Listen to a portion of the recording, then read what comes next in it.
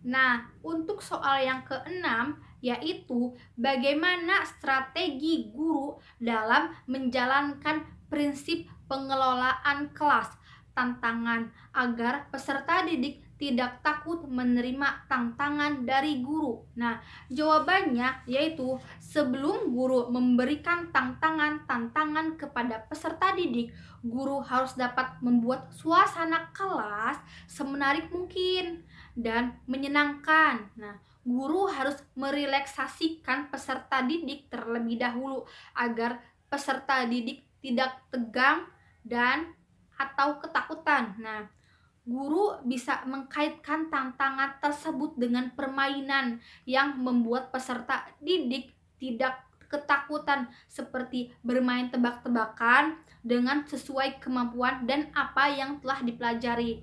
Sehingga ketika memberi tantangan, murid akan merasa nyaman dan tidak ketakutan dan menyukai tantangan yang diberikan oleh guru.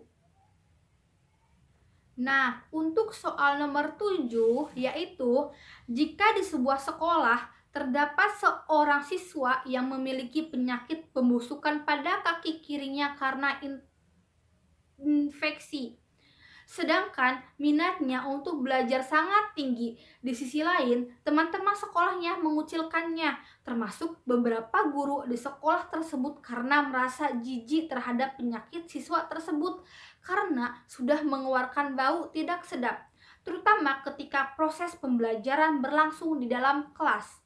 Pertanyaannya, seandainya Anda mengajar pada kelas siswa tersebut, bagaimana Anda mengelola kelas tersebut agar proses pembelajaran dapat berjalan lancar?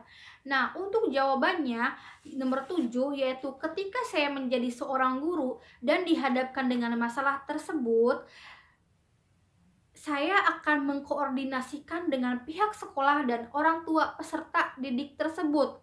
Bagaimana baiknya dalam proses pembelajaran agar semuanya sama-sama terrealisasikan.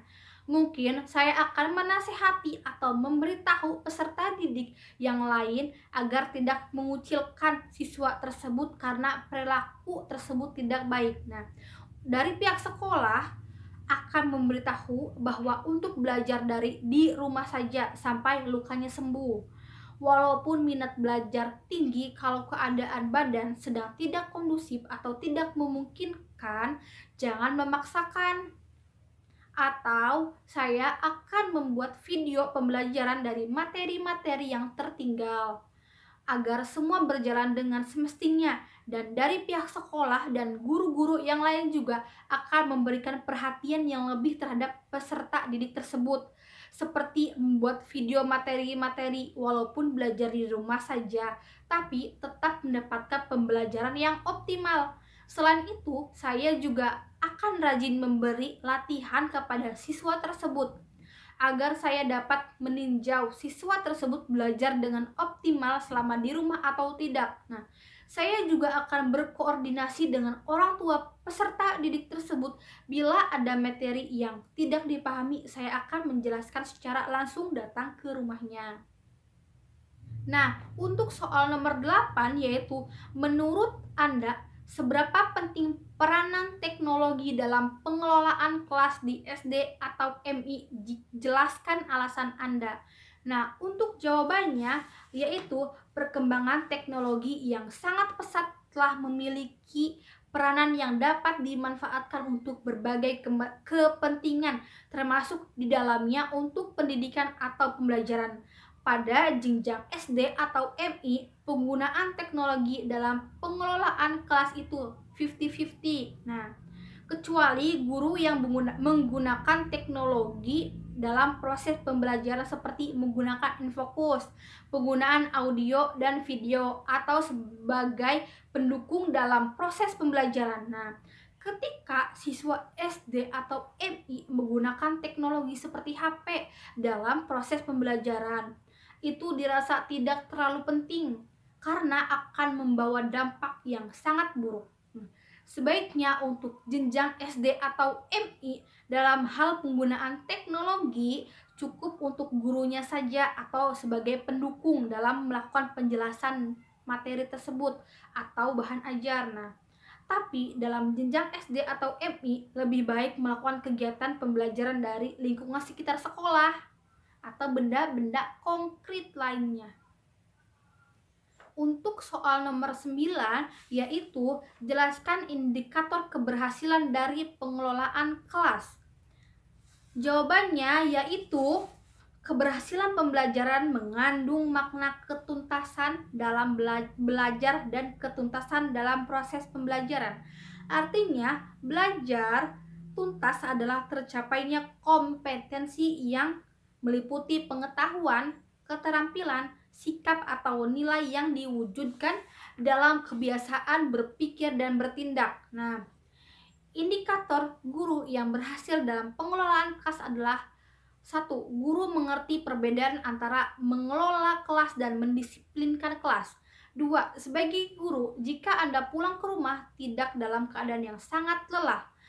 Yang ketiga, guru mengetahui perbedaan antara prosedur kelas, apa yang guru inginkan terjadi. Contohnya, cara masuk ke dalam kelas, mendiamkan kelas, bekerja secara bersama, dan lain-lain.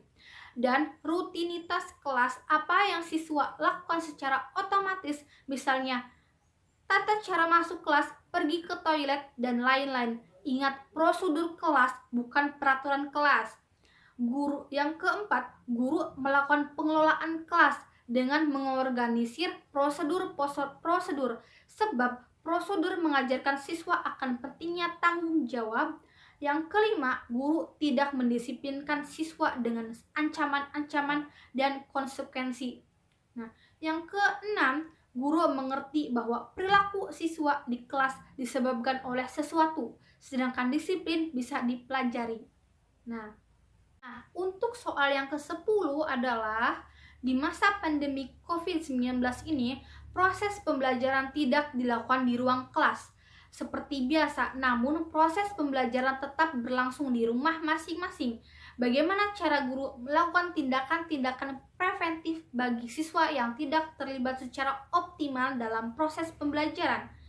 Nah, jawaban yang nomor 10 adalah setelah pemerintah memerintahkan untuk belajar di rumah masing-masing, proses pembelajaran pun sangat terganggu dan tidak efektif, apalagi di jenjang SD atau MI yang notabene siswa lebih banyak bermain daripada belajar.